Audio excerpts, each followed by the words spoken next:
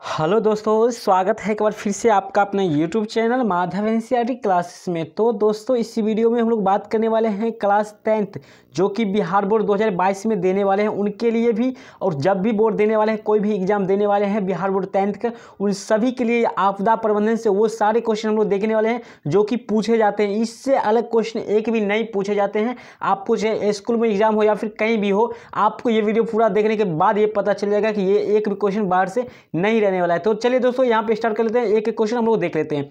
उससे पहले कि दोस्तों, अगर चैनल पर पहली बार हैं तो चैनल को सब्सक्राइब करके बेल आइकन को हिट कर लीजिए, ताकि आने वाले इस प्रकार का और सारे वीडियो हर सब्जेक्ट का चैप्टर वाइज ऑब्जेक्टिव सब्जेक्टिव आपको सबसे पहले मिलता रहे और मिल जाए। तो चलिए दोस्तों, यहाँ पे पहला क्वेश्चन हम लोग बात करते हैं, नदियों में बाढ़ आने का प्रमुख कारण क्या है।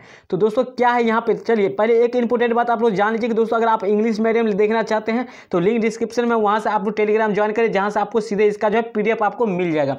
तो चलिए क्वेश्चन अभी बात कर लेते हैं। यहाँ पे है, नदियों में बाढ़ आने का प्रमुख कारण क्या है। तो यहाँ पे ध्यान रखिएगा, वर्षा की अधिकता। बाढ़ आने का जो प्रमुख कारण होगा ये वर्षा की अधिकता। राइट आंसर यहाँ पर जो बी जो है ऑप्शन बिल्कुल करेक्ट हो जाए। जल की अधिकता नहीं हो सकता, जल की अधिकता अगर होता है तो वर्षा से ही होता है। ठीक है, तो चलिए आई होप आप लोग समझ गए होंगे फर्स्ट क्वेश्चन। चलिए सेकंड क्वेश्चन देखने, एकदम वीडियो को एंड तक देखिएगा। ये मत सोचिएगा दोस्तों कि अगर तैयारी हम लोग कर लेंगे, जो तैयारी अभी आपका बेसिक यानी शुरुआत में हो गई, वही तैयारी आपको अंत में भी काम आता है। यानी अंत में आप लोग को सब्जेक्टिव हर तरह के टेंशन आ जाएगा, इसलिए आप लोग को तैयारी नहीं हो पाता है। इसलिए आई होप आप लोग अभी से ही तैयारी करें और अच्छे ढंग से पूरा वीडियो को एंड तक देखें, सारे क्वेश्चन को समझें। अगर थोड़ा भी ट्रबल हो तो आप लोग कमेंट कर सकते हैं। सारा कंसेप्ट के साथ आपको बताने वाला हूँ। यहाँ पे भूकंप संभावित क्षेत्रों में भवनों की आकृति कैसी होनी चाहिए, यानी बता रहा है, क्वेश्चन कर रहा है कि जिस क्षेत्र में भूकंप जो है बराबर आते रहते हैं, संभावित क्षेत्रों में भवन की आकृति जो होता है आयताकार होता है। राइट आंसर यहाँ पर डी ऑप्शन है, बिल्कुल करेक्ट हो जाएगा, करेक्ट हो जाए। चलिए आगे बढ़ते हैं। यहाँ पे 3 नंबर क्वेश्चन यहाँ पे बात करते हैं, सुनामी का प्रमुख कारण क्या होता है। तो दोस्तों यहाँ पे सुनामी का जानते हैं, सुनामी जो होता है समुद्रों में आते हैं या फिर सागरों के होते हैं, जो तली में यानी उसके जो तली में अंदर जो होता है भूकंप होता है, जिसको सुनामी कहते हैं। तो समुद्र में भूकंप का आना। राइट आंसर यहाँ पर ये जो है बिल्कुल सही है। सुनामी मतलब होता है जो समुद्र या फिर सागरों रह सकता है, जिसमें क्या उसके तली में यानी उसके अंदर जो है कंपन होता है, जिसके कारण सुनामी उत्पन्न होता है। चलिए आगे बढ़ते हैं। 4 नंबर क्वेश्चन आप लोग समझ गए होंगे, अगर थोड़ा भी दिक्कत होगा तो कमेंट कर सकते हैं। भूकंप केंद्र के ऊर्ध्वाधर पृथ्वी पर स्थित केंद्र को क्या कहा जाता है। यानी देखिए क्या कह रहा है कि भूकंप केंद्र के ऊपर यानी ऊर्ध्वाधर मतलब ऊपर जो है पृथ्वी पर स्थित केंद्र को क्या कहा जाता है, अधिक केंद्र कहा जाता है। यहाँ पे ध्यान रखिएगा, ठीक है, ईपी सेंटर। यहाँ पे बी ऑप्शन करेक्ट हो जाएगा। मान लीजिए यहाँ पे ये धरती है, ठीक है, और यहाँ पे भूकंप उत्पन्न होता है तो इसको कहा जाता है केंद्र। ध्यान से समझिएगा, केंद्र। और यहाँ से भूकंप ऊपर आके पृथ्वी की जिस सतह पर आते हैं उसको कहते हैं अधिक केंद्र कहते हैं, ईपी सेंटर कहते हैं। आप लोग समझ गए होंगे। आगे बढ़ते हैं 5 नंबर क्वेश्चन। 5 नंबर क्वेश्चन है, बिहार का कौन सा क्षेत्र बाढ़ ग्रस्त है। यहाँ पे ध्यान रखिएगा, बिहार का जो है उत्तरी बिहार, ठीक है, नॉर्थ बिहार जो है बाढ़ से जो है ग्रस्त रहते हैं। हर साल यहाँ पे बाढ़ आता है और ये बाढ़ आने का मुख्य कारण होता है कोसी नदी होता है, ठीक है, जिसको बिहार का शौक भी कहा जाता है। आगे हम लोग क्वेश्चन देखने वाले भी हैं। तो 6 नंबर क्वेश्चन यहाँ पे, सारा क्वेश्चन इंपॉर्टेंट एकदम जीवा पे रखिएगा। चलिए यहाँ पे 6 नंबर क्वेश्चन, ये क्वेश्चन इस बार भी पूछा जा चुका है और लगभग ये क्वेश्चन बार बार पूछा जा चुका है और पूछा जाता है कि निम्नलिखित में से किस नदी को बिहार का शौक कहा जाता है। यहाँ पे देखिए कट गया थोड़ा, किस नदी को बिहार का शौक कहा जाता है। तो यहाँ पे अभी ही आप लोग बात किए थे, कोसी नदी को बिहार का शौक कहा जाता है, जिससे क्या होता है उत्तरी बिहार में क्या होता है बाढ़ का जो है भविष्य देखने को मिलता है, यानी बाढ़ जो है अधिक आते हैं। चलिए आगे बढ़ते हैं। 7 नंबर क्वेश्चन, बाढ़ क्या है। यहाँ पे बाढ़ क्या है, तो एक प्राकृतिक आपदा है जो कि भगवान के द्वारा होता है, ना कि मानव के द्वारा। यानी प्राकृतिक आपदा का मतलब होता है जो आपदा जो होता है प्राकृतिक यानी भगवानों के द्वारा घटित होते हैं, जैसे भूकंप प्राकृतिक आपदा यानी बाढ़, सूखा, भूकंप, ये सब जो हो जाता है प्राकृतिक आपदा। ध्यान रखिएगा, यहाँ पे भूकंप भी हो जाएगा, क्या हो जाएगा प्राकृतिक आपदा, जो कि भगवान के द्वारा होता है, यानी प्रकृति के द्वारा नेचुरली होता है। अब हम लोग समझ गए होंगे। आगे बढ़ते हैं 8 नंबर क्वेश्चन।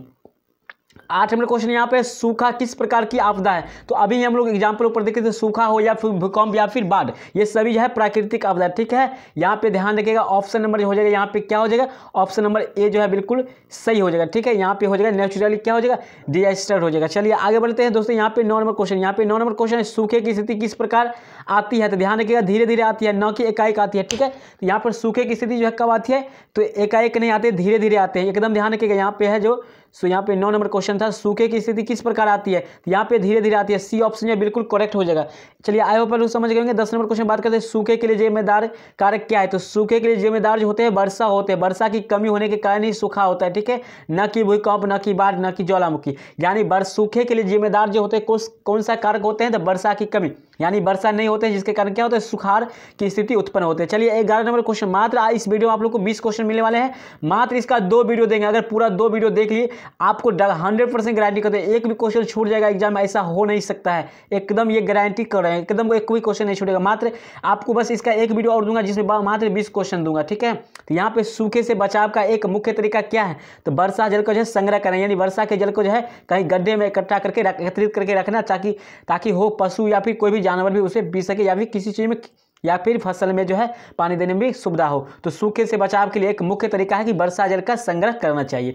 चलिए आगे बढ़ते हैं। 12 नंबर क्वेश्चन है, महासागर के तली में होने वाले कंपन को किस नाम से जाना जाता था। हम लोग पहले भी देख चुके हैं पीछे भी, तो यहाँ पे सी हो जाएगा सुनामी। महासागर के या फिर समुद्र के जो तली में, यानी जो उसके अंदर जो होता है तली में जो कंपन होती है, जो हलचल होती है, उसी को सुनामी कहते हैं। तो आप लोग को यहाँ से 5 नंबर से 2 नंबर तक क्वेश्चन भी पूछा जाता है, तो एकदम ध्यान रखिएगा कि महासागर या फिर समुद्र के तली में होने वाले कंपन को सुनामी कहते हैं। चलिए आप लोग समझ गए होंगे। 13 नंबर क्वेश्चन यहाँ पे बात करते हैं।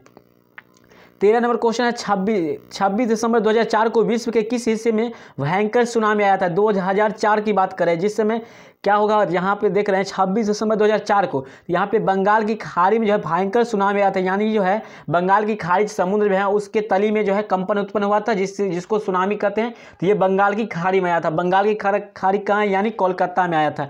चलिए आगे बढ़ते हैं। 14 नंबर क्वेश्चन, भूकंप से पृथ्वी की सतह पर पहुँचने वाली सबसे पहली तरंग को किस नाम से जाना जाता है। तो यहाँ पे बता दें इसका राइट आंसर यहाँ पे ए हो जाएगा, पी तरंग। यहाँ पे पी तरंग, पी वेव्स हो जाएगा। ध्यान रखिएगा, तरंगे 3 प्रकार के होते हैं, पी तरंगे होते हैं, एक एस तरंग और एक एल तरंग होता है, ठीक है। ये 3 तरंग होते हैं, ठीक है। तो जो सबसे पहले ऊपर सबसे तेजी गतिमान करता है उसको पी तरंग वेव कहते हैं, जो सबसे पहले जो है भूमि यानी सतह पे पहुंचते हैं। चलिए आई होप आप लोग समझ गए होंगे, नहीं समझे एक बार समझिए। पी जो तरंग है यहाँ पे पी वेव जो है ये भूकंप होने के बाद सतह पर पहुंचने वाले सबसे पहली तरंगे होती है जो भूमि पर सतह पर पड़ के और फैलता है। चलिए आगे बढ़ते हैं। 15 नंबर क्वेश्चन, भूकंप अथवा सुनामी से बचाव का इनमें से कौन सा तरीका सही नहीं है।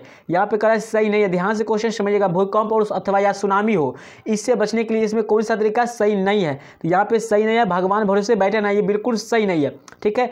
ये बिल्कुल सही नहीं है कि भूकंप और सुनामी से बचने के लिए हम लोग को भगवान भरोसे बैठना चाहिए, ये बिल्कुल गलत है। ये आप लोग क्वेश्चन देखने के बाद ही पता चलता होगा। यहाँ पे जो है भूकंप का पूर्वानुमान लगाना ये तो है एकदम सीरियस लेना चाहिए। जैसे कई न्यूज से पता चले कि कल भूकंप आने वाला है तो हम लोग को सतर्क होकर रहना चाहिए। उसके बाद 2 नंबर, भूकंप निरोधी भवनों का निर्माण, बिल्कुल सही बात है। भूकंप निरोधी यानी ठोस घरों का निर्माण करना चाहिए। गैर सरकारी संगठनों द्वारा राहत का कार्य हेतु तैयार करना चाहिए, ठीक है। तो आगे पर वो समझ गए होंगे। आगे बढ़ते हैं 16 नंबर क्वेश्चन।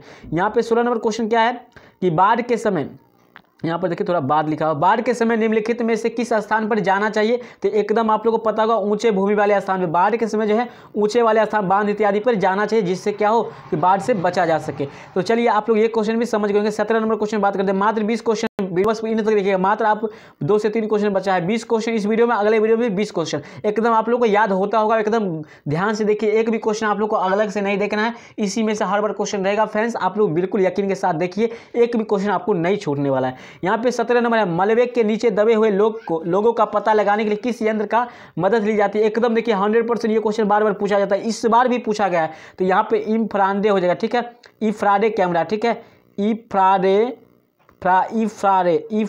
कैमरा से होता है, ठीक है। यहाँ पे बी ऑप्शन बिल्कुल करेक्ट है। एकदम गेट बाय हार्ट रखिएगा कि मलबे यानी धरती के नीचे जो है जब व्यक्ति दब जाते हैं या कोई भी वस्तु दब जाते हैं तो उसका पता किस कैमरा से, तो इंफ्रारेड, यहाँ पे ई लिखा हुआ है, इंफ्रारेड कैमरा से। राइट आंसर यहाँ पर बी जो है बिल्कुल सही हो जाएगा। चलिए आगे बढ़ते हैं। 18 नंबर क्वेश्चन, मानव शरीर में आग से जलने की स्थिति में जले हुए स्थान पर क्या प्राथमिक उपचार करना चाहिए। तो गर्म पानी तो कभी नहीं डालना चाहिए, इनमें से कभी नहीं होगा। ठंडा पानी डालने से और जो क्या होता है फोका बोलते हैं या फिर और होते हैं चिमड़ी जो है सो खराबी करता है। यहाँ पे ठंडा पानी भी नहीं होगा था, तो यहाँ पर ऑप्शन होगा अस्पताल पहुँचाना चाहिए। राइट आंसर यहाँ पर सी हो जाएगा, ठीक है। जले हुए स्थान पर जो है प्राथमिक उपचार के लिए अस्पताल यानी ग्रामीण, ये घरेलू होते हो नहीं तो ग्रामीण के यानी आसपास चाहिए। चलिए यहाँ पे 19 नंबर क्वेश्चन बात करते हैं, सुनामी किस स्थान पर आता है। तो हम लोग कई बार क्वेश्चन देख चुके हैं, एकदम 100% इस टाइप का क्वेश्चन एकदम रहेगा तो रहेगा।